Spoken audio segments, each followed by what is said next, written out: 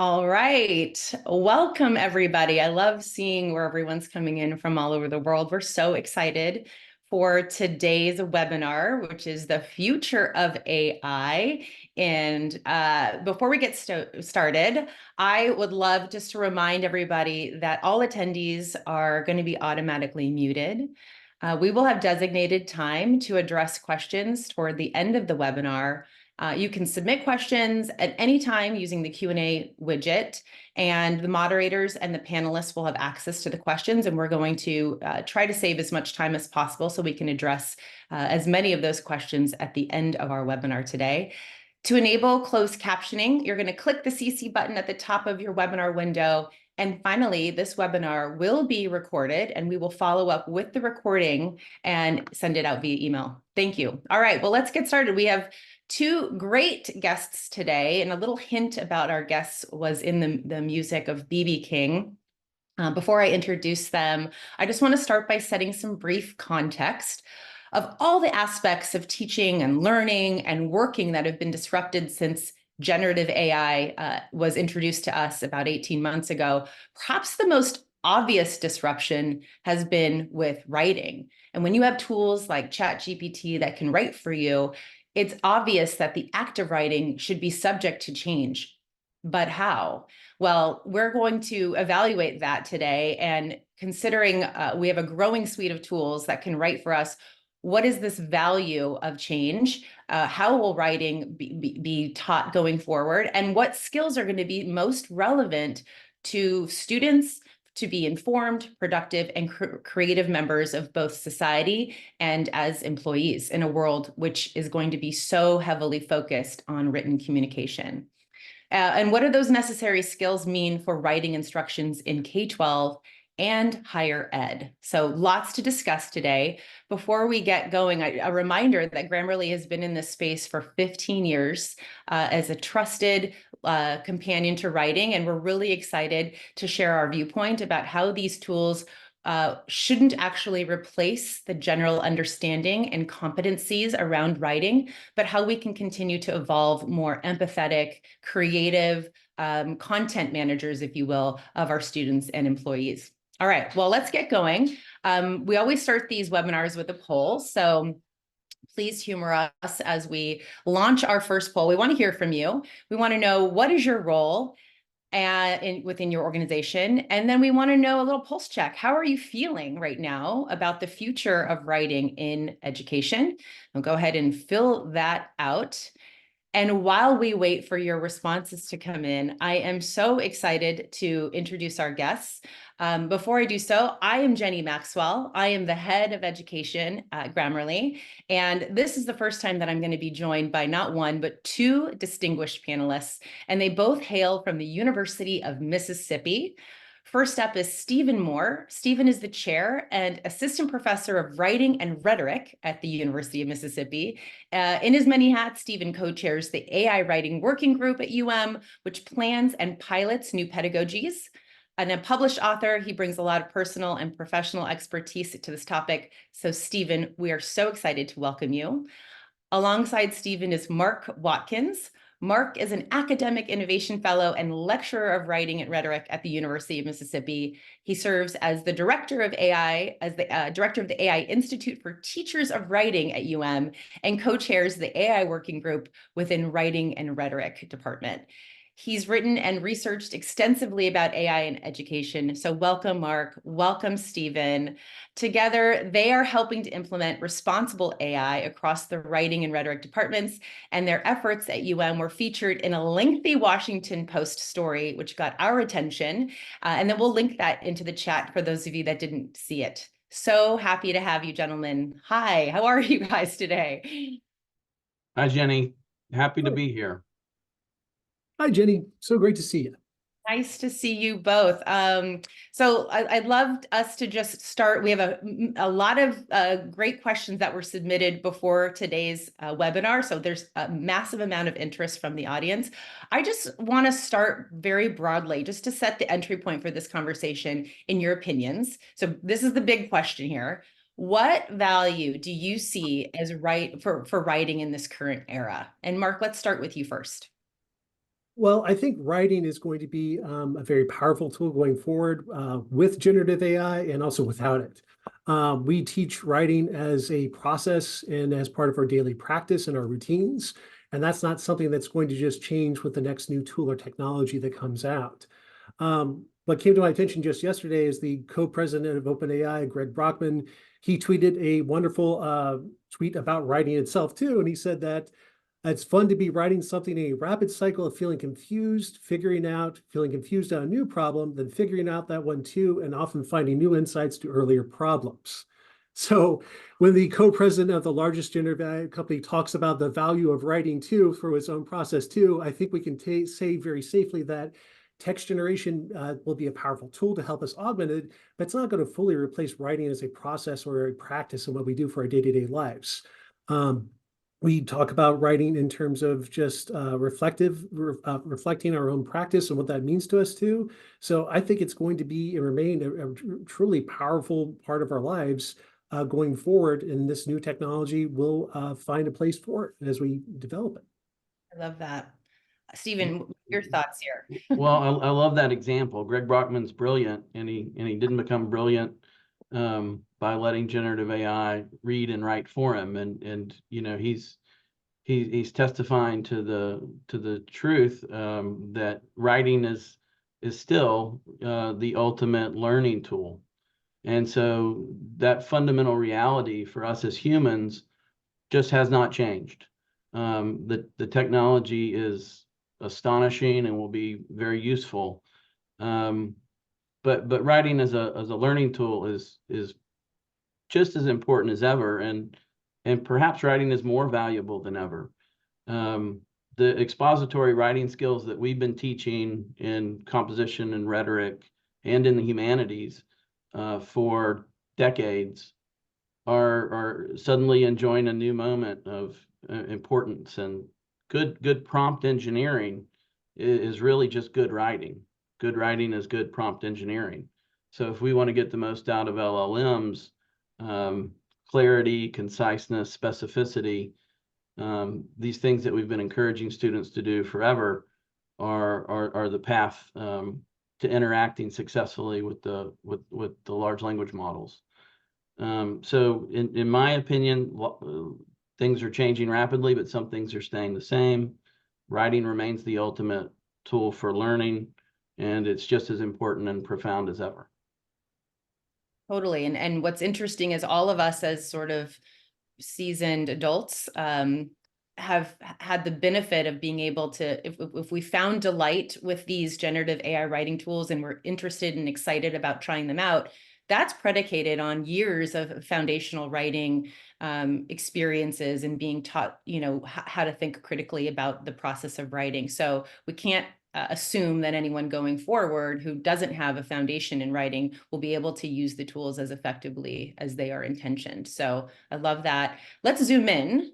Let's talk about writing as an assessment tool. So this is obviously an area that has been tremendously disrupted over the last 18 months or so. What is your view of using writing as an assessment tool in the AI era, and how do you see that evolving over the next 5 years? And Stephen, we'll start with you.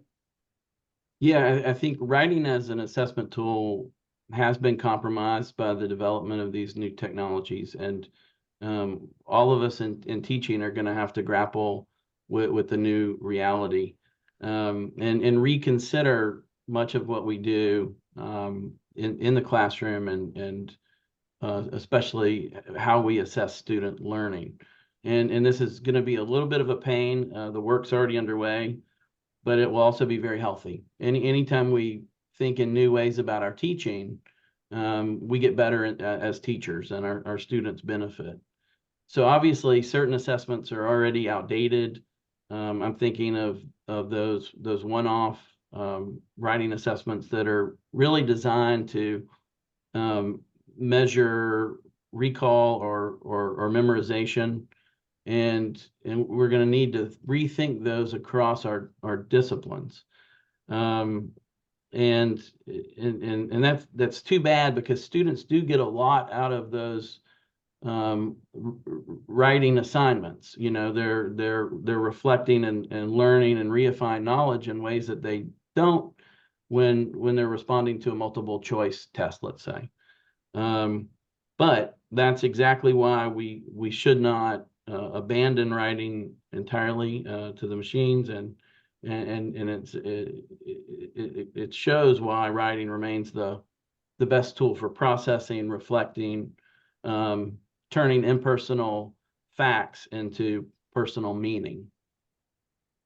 Yeah, I love that. Mark, what commentary do you have about this?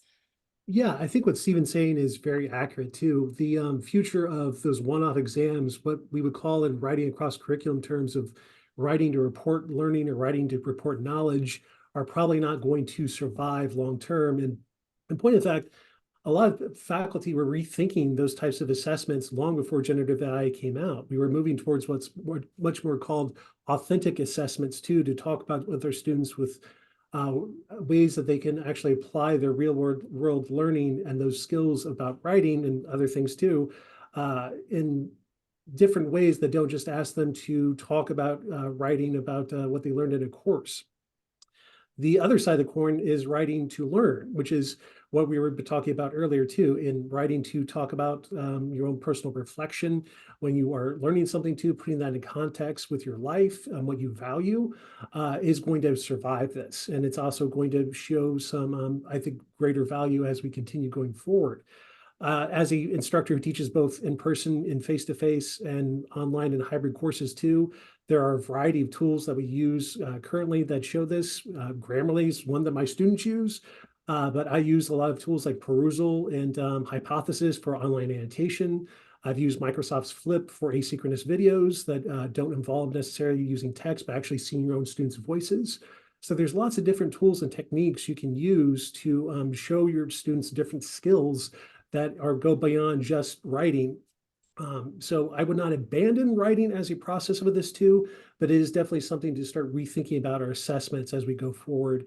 And it is going to be a process. This is not going to just be like a sit down with, we come to a professional development center with your lunch or something else too, there you get a tip.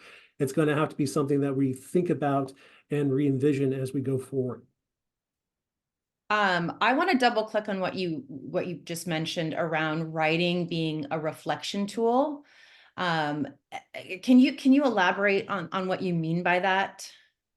Yeah, so text generation isn't going to know anything about yourself. You're not going to be able to ask ChatGPT how your date was last night or your friend how they're doing too or anything else. Your ability to actually process the world is going to be as more powerful right now than any time in the past history too, because these new technologies need people to actually use their own critical thinking skills to use them effectively. And when we talk about reflection, we're not just talking about this in terms of academia, we're talking about this too for actual workplace skills as well. Putting into context what you learn, how you learn it, and put the value on that is going to be a marketable skill going forward. I believe Microsoft's own I cannot, the name is escaping me, but I think it's the Future Work Trends report, talked about having critical thinking, effective decision making, and reflection as being part of the future skills that people are going to need with generative AI and the actual workforce. Stephen, any other thoughts on this notion of reflection and versus one-off writing? Reflection is so important for our students, and when we write, we all it's always a recursive process. We go back and forth, we revise, we reflect, we think about what we've written, and that's not how the large language models are producing text. It's just a one pass production, and so there's an interesting difference there between the tech and the humans. But reflection's fantastic for all of us, and writing's the best way to do that. I think right now I'm feeling some pedagogical anxiety. I think a lot of us are, because some of the things that we've done and that have worked really well for a long time are going to need to be rethought. But I'm trying to move to a place of pedagogical creativity, and the workshops that we've run here, that Mark's done such a brilliant job of organizing, and that the Post highlighted, in those events, I'm seeing teachers from all disciplines once they develop a level of AI literacy, thinking really creatively about what they're doing in the classroom. And just down the hall from me, Guy Krieger, who is a really super teacher of writing, he's doing something this semester with his first year students. He's having ChatGPT produce a complete draft of an essay on a subject of their choosing. And then he's working for a week or two. The students work through that draft, revising it for all sorts of different things, making rhetorical choices, checking the facts, revising and rewriting it, and improving the draft. And so that's a really interesting creative example of something that can be done in the classroom. It's sometimes difficult to teach revision, but we know revision's important, and we know peer review is important. So here, Guy has his students basically doing peer review on ChatGPT, and they're responding well to that kind of assignment. Would not have been possible a year and a half ago. Isn't that an incredible outcome, right? So I know when generative sort of made its way to the market, and there was a lot of fear around how the disruption would really eliminate integrity. But what we're seeing is it's really opening the doors for uniquely human experiences, especially around what you just described, unlocking creativity. Creativity is a natural sort of first step to all forms of human-led innovation, and opening up more spaces for students to be creative and to link those creative moments to writing courses must be really exciting for you as an instructor. It gives me a lot of optimism about what experiences are going to look like across the campus. But I want to sort of also call out that equally, I know you said, what did you say? Something about pedagogical anxiety. So while we're on that sort of part of this, let's talk about the pedagogical anxiety as it relates to academic integrity, right? This is a question that has been, that consistently comes up around the what if scenarios. A lot of our audience submitted questions in advance around AI detection, how to prevent plagiarism with AI in writing assignments. It's this really meaty topic, and it's something that is coming up with regularity. I'm sure many people on the webinar are acutely aware of recent academic integrity headlines that also involved Grammarly. I will just call out that the Grammarly response to recent developments at the University of North Georgia will be addressed later today via TikTok. So be on the watch there. But I want to bring this up because it's something that I think concerns institutions and faculty and students alike. So Mark, let's just get some perspective from you on academic integrity in the age of AI. So this is the issue that a lot of faculty have been talking about beyond just writing studies too. Virtually every department too on our campus. And I'm not just talking about text generation. We have computer data science teachers and students using the Copilot tool to code. In some ways, that is acceptable. In other ways, they would say that that is not going to be acceptable, that too. So we have to be very careful about the guidelines that we construct for our students. We really did see industry shift very quickly to AI detection after ChatGPT was officially announced. It was a kind of a little nascent industry beforehand when GPT-3 was on the market from about 2020 to 2021. And we have not adopted AI detection here at the University of Mississippi, mainly because it is not reliable from our testing in an academic context. I know other people have in their actual colleges, universities, even through K through 12. I would keep in mind that these reports that that are generated for you use different forms of artificial intelligence to try to catch AI. They are almost always going to have false positives. Some of them have listed them as low as 1%. Some of them listed them upward about 8 to 10% for false positives, and also false negatives where they actually misidentify AI quite a bit. We're also seeing that students who are non-native speakers are more often misidentified through AI detection as well. So I would just remind faculty too that if you are adopting AI detection, to be very mindful that this is not the only report you're going to trust in your judgment of taking that student up on academic misconduct charges. You will see students using this technology that is not academically, what you would say sound. Some people are calling it the new form of plagiarism or bot plagiarism. The whole idea of when we take a student up on charges is that it's a learning experience for them. If they don't understand what's going on with this, if they don't understand this too, or if there's a black box system, and by that I mean there's no way to audit any of these reports that come from these systems too, you can't ask how it actually came up with its answer as well, they're not going to learn anything. So when I have a student that's using AI that's outside the guidelines that I create my class to, it's a conversation. We sit down with each other too. We talk with each other to talk about this as well. And I emphasize that student too is like, look, for this assignment too, I want to hear your own voice, your own thoughts. There's other examples too where you can use text generation or other forms of AI in our class. But for this instance, you matter to me. And what can I do for you to help you understand that, to go through that? I'm not accusing them of using AI. I'm not saying you're going to be brought up on charges. I'm saying, look, you matter. I want to hear your voice. What can I do to actually make this more effective once we can do this going forward? Stephen, thank you, Mark. Stephen, I'd love to have you share, given your position on campus and your department, how are you supporting faculty members in these conversations? Yeah, I think the most important thing is we have to protect and cultivate trusting relationships between teachers and students. And right now, the anxiety that I talked about and a lot of the hype and the clickbait might be interrupting or damaging some of that trust or getting between students and teachers. And so we all need to resist that. You heard Mark there talk about how he just has a human to human conversation. And that's extremely important. That's what we're here to do. We're not in law enforcement or anything like that. We're teachers. We need to establish guardrails, and the reason we need to have guardrails is because students who take shortcuts are not learning. They're not growing. So we need to keep that all in perspective. But as faculty, I think it's our responsibility to develop AI literacy so that we can keep up with our students and we have credibility and then more control and so that we can establish guardrails that are accurate and reasonable. Very important what Mark said.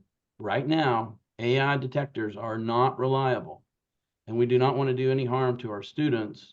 And so as you all in the audience are having conversations at faculty meetings and around the coffee pots, share that news, because some of these detectors are being marketed as reliable and as a solution to a problem.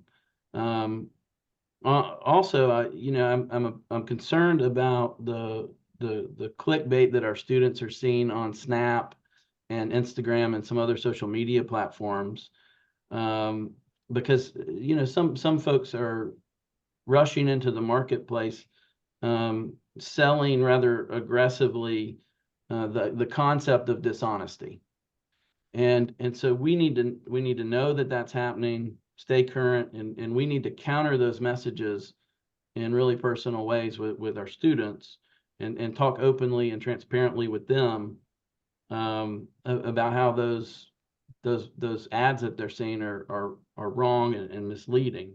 But as we do all of this and navigate the new reality, I think our default needs to stay trusting and optimism. Optimism is really important, but we have to be informed trust and optimism. I love that you're building on that optimism and trust. Let's zoom in again on faculty-student relationships. Now that the generative capabilities are widely available in light of academic integrity, what guidance specifically, I know you're saying to lean in on trust, but how to productively fold AI into new writing assignments? And Stephen, we'll start with you. Yeah, I do think we need to lean in, and everybody obviously on this call is interested. I saw a new Triton survey in Inside Higher Ed today, said something like less than 25% of higher ed faculty are using generative AI in their classes. I think we need to develop AI literacy as quickly as possible amongst faculty, and then we need that number to increase. It's sort of it's an anxious time, but it's a fun time, and we're all really good learners in education, and so we should play and experiment and go through institutes and professional development events like the kind that we've had here. I think those often need to be local, and they need to be in person. Online learning is great. We're doing some introductory online discussion today, but with a topic this big, I've seen some magic happen in face-to-face situations. So I think that's pretty important. Faculty need to be with other faculty as they're talking about these very complicated issues. And then we need to think creatively. Guy's example is a good one. A lot of our teachers here are doing some cool things, and Mark's got tons of examples that he's collected. But the bottom line is we need to empower our students. We want them experimenting and exploring too. They need to develop new skills with these new tools, and it is our responsibility. We didn't ask for this change, but it's here, and we want our students to head out into the world as ethical and effective users of generative AI. We want them to be ready for 2024, not 2020. Mark, do you have some examples? Yeah, we Yeah. have this framework if you guys want to voice over this and I love this framework. It's something Mark and Dr. Chad Russell developed, and it's pretty handy. Yeah, we developed this too. It is something that is definitely an evolving document.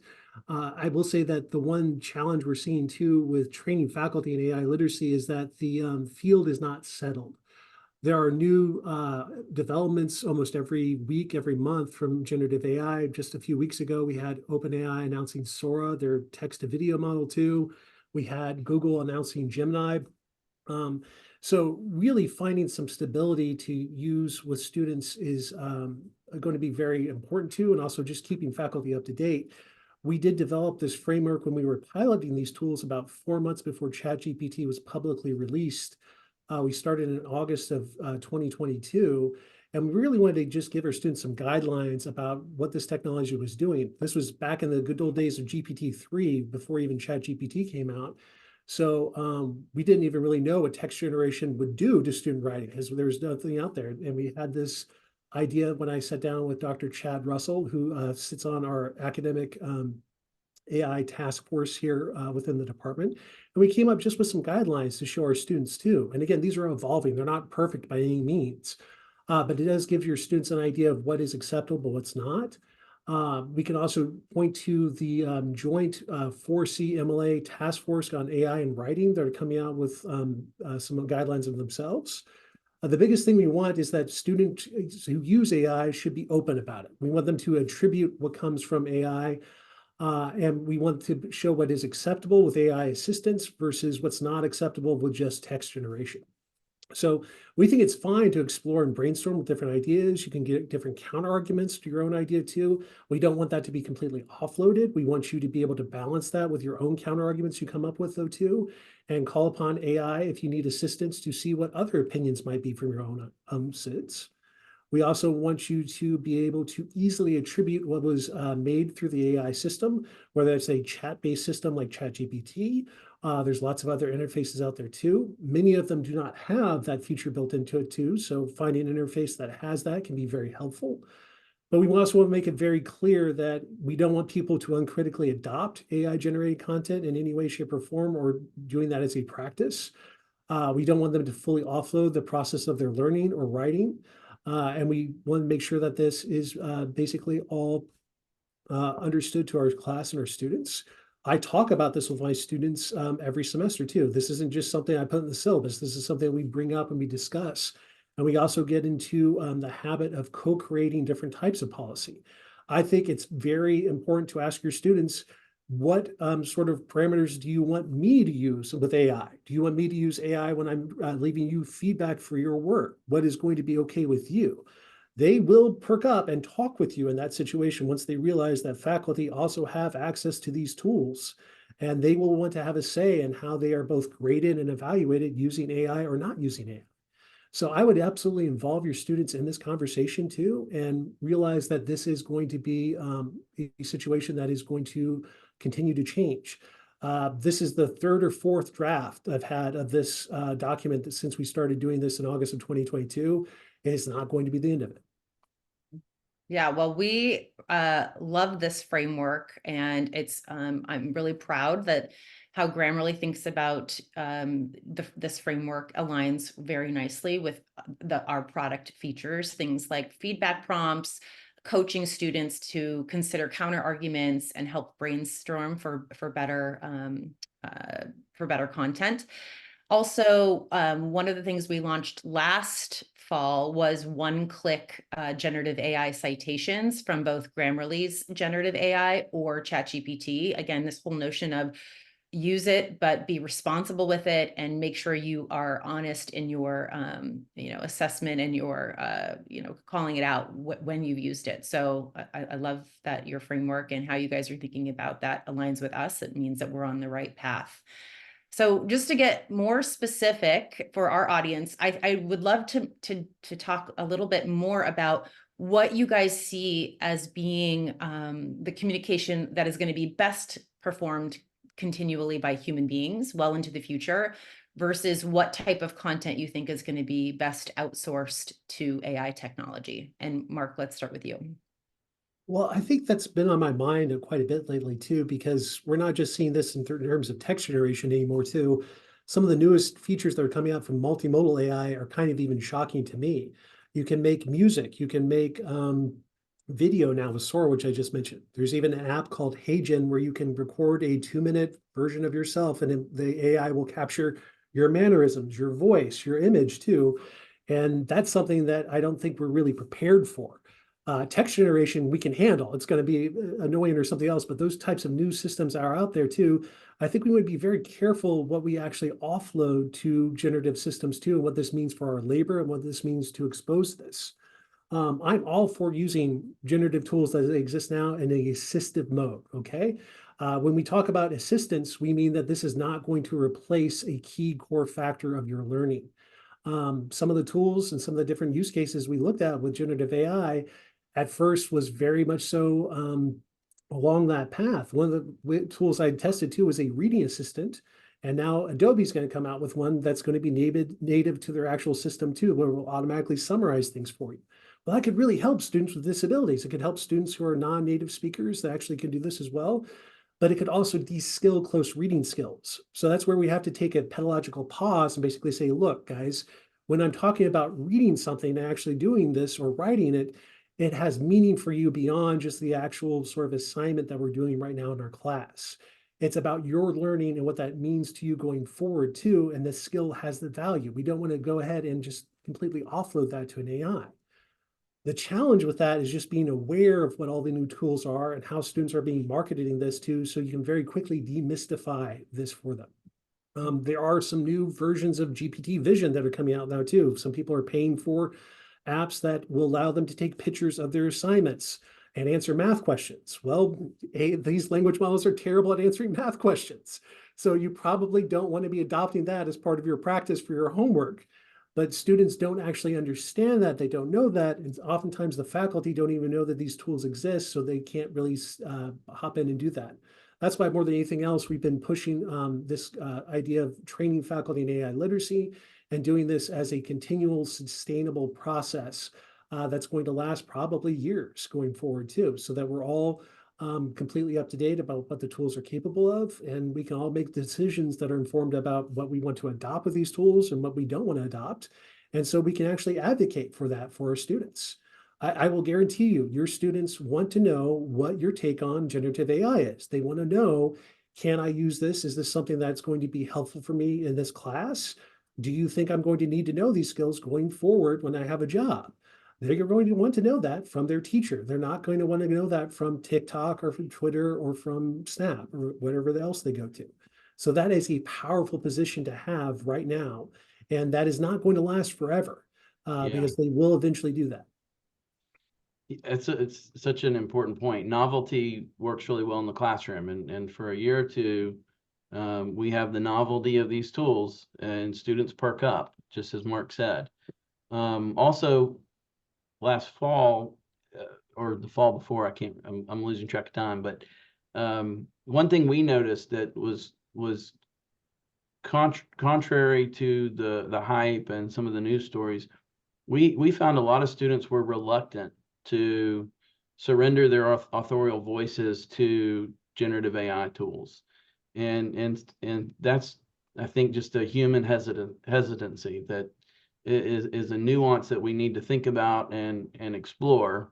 The scholarship of teaching and learning is, I mean, it's a gold rush right now. There's so many things about teaching and learning that we need to think about again, and in the context of these generative AI tools, and we all need to do that from our own disciplinary perspectives. And but yes, I don't think we should offload the struggle of writing. You know, we only get smarter when we read, we write, we revise, we reflect. So that very profound part of the process can't be shouldn't be offloaded. There will be things that we can offload. You know, make citation of sources, and at times I think AI will enable us to be more accurate and ethical, and that's great. I think in some of the Silicon Valley events, when new tools are introduced, I've noticed a lot of the times the presenter will have the have the tool write a poem, and it sort of bothers me because I love poetry. I think of poetry as kind of the highest form of writing. I'm not a poet myself, but and it's just it's interesting, but not very interesting. I think looking ahead, you know, it's not the question of can a large language model imitate Nikki Giovanni? It's really not all that interesting of a question. But in the future, I wonder what a future Nikki Giovanni might do with the assistance of some of these tools. That could be pretty cool. We might be on the precipice of a new area of creativity that we can't quite imagine yet. We both mentioned something. We've spent a lot of time talking about leaning into creativity, leaning into trust, leaning into optimism, sort of working closely with your students to be transparent around policy and the fact that things are shifting. And you both mentioned something in this recent discussion around what are we doing? How are we preparing students, right? What is the ultimate goal right now, which is being able to create experiences that lend themselves well to students being prepared for this ever-evolving new world of work. You know, we at Grammarly love this topic. We spend a lot of time thinking about it, and we've worked with both the Forrester and Harris Report around understanding what the future is looking like. And when I say the future, I mean by next year, 97% of the companies surveyed plan to have a specific generative AI sort of implementation around communication tools and efficiency tools. So, you know, the world that they're entering into is drastically changing. 88% of workers report spending the week just communicating, right? And to be able to do this efficiently and effectively at scale is sort of the new currency of being highly employable. And then 19 hours a week are being dedicated to communicating. And so this is all building into, irrespective of discipline in an undergraduate course of study, everyone is going to need to know how to communicate effectively and clearly, and they're going to be doing it because they're with generative AI tools. The employers are saying we want these tools to help us maximize efficiency. So it's a really interesting time to both be preparing on the foundations and looking at this technology in real time as it is evolving. I commend you both for leaning into this experience and sharing some of your big takeaways. Grammarly offers a unique position of this. We work with a third of the Fortune 500. We believe that our communication tool is impactful. We want to give all students access to this AI to harness not only their knowledge and experience and expertise in their undergraduate world, but to better prepare them for their future. We believe that when all faculty and staff and students can write efficiently and effectively, everybody in the institution wins. And we are keen on being the most responsible generative AI tool in the market, innovating without compromising student learning, and being dedicated to working closely with institutions around academic integrity. So all while being the most secure, private, and trusted enterprise-grade experience. So if you want to learn more about how Grammarly is coming into these conversations with institutions all over the world, feel free to reach out to us. There's a poll here, and someone from our team will connect with you and share more about how we do what we do.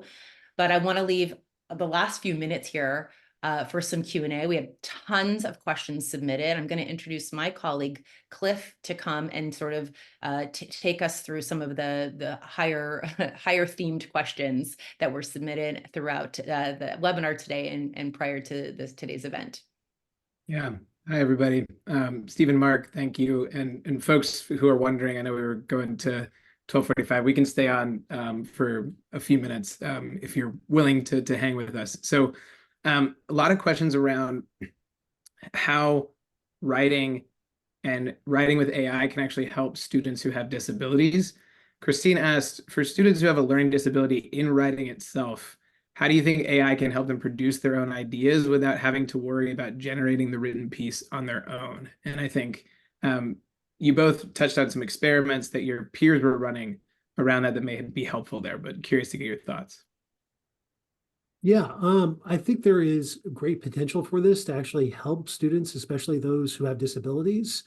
The unfortunate thing with EdTech is that, generally speaking, the students with disabilities are the last people served after we get out of the experimental feature with the tools. And the one thing that we're seeing with both OpenAI and Google and even Microsoft is the AI features are still labeled as experimental. And so they aren't necessarily geared toward helping students with recognized disabilities at this time. That doesn't mean you're not going to be seeing people developing their own versions of this. The tool I used before was called Explain Paper that helps students read, and you could actually toggle your own reading level too, from high school level to a grade school level too, based on the document you upload to it. And that was just made by two developers who are non-natives. One was a non-native speaker too, who was a computer data scientist, and he was trying to do as much as he could to go through for his graduate studies, and feeling overwhelmed by the amount of reading and trying to actually do something that would actually help him. So we will see some tools like that come up. Before, it will take a little bit of time before we can see that actually make its way into big apps. But I will say that the future, I hope, is bright in that to actually help people. And it's just going to take a little bit more time to do so with generative AI tools. Yeah. A broad question that I think is a great one that we got in the chat box is, how do you ensure that human creativity continues in the midst of this AI era? And how do we bridge the gap for future generations who may not have that foundational knowledge that we have to move beyond what AI may do for us in the future? I'll try that one. As teachers, we know how to scaffold assignments and how to think about like dosage, for lack of a better term, and to teach students over time, whether that's the years of K-12 or say a course sequence in higher ed. And so we need to think about when to give them the green light use these tools and when not to. And so in doing that, we'll make sure that they're building skills that they need to then interact with these tools effectively and ethically.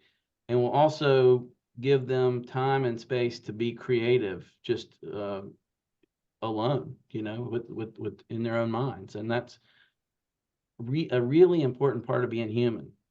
And it's something to worry about, especially when we see the levels of engagement on the phones that our students are currently in. I mean, it's just watch your teenager or your child on the phone, and they're excellent at absorbing attention and demanding engagement. So as teachers, I think we've got to find creative ways to move them occasionally away from the tech and then back to the tech and then maybe back away again, because we ultimately want technology to empower and enhance creativity, not compromise it. Here. I agree with that. And I would also say that one of the biggest growing majors across colleges is creative writing. And the vast majority of those students are not eager to cede their creativity to an algorithm. This is not.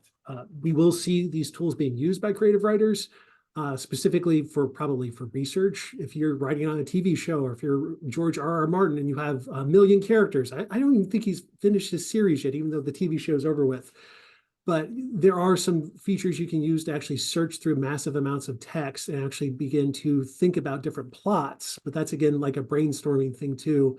It's not about just natively coming up with creativity on your own. That will remain.